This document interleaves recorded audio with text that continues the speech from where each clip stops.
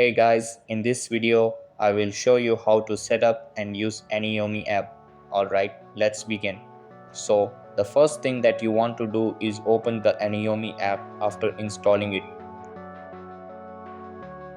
Over here, you will see the welcome screen. After that, select your preferred theme and tap on next. Then tap on select folder and choose the default folder created by the app.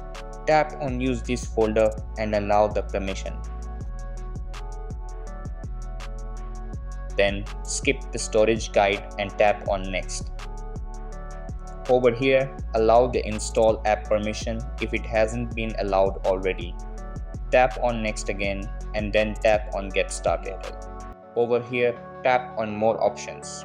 After that, scroll down and tap on settings. Then scroll down again and go to the browse option. Over here, you will see anime extension repos and manga extension repos. Then open your browser and do a Google search for Otaku Aniyomi extensions. Tap on the first link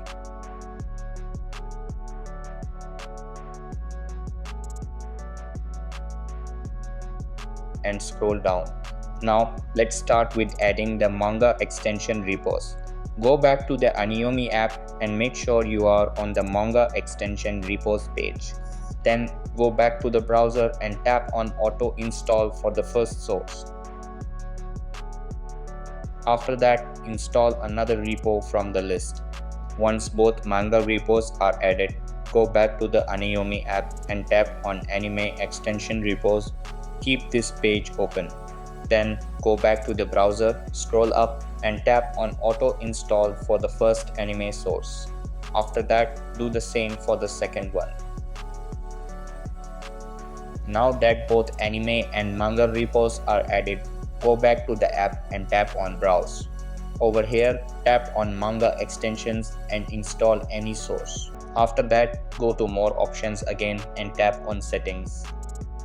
Over here, you can change the app's appearance, configure your library, set up the player. So that's basically how you can set up and use Aniyomi app. And that's it for this video.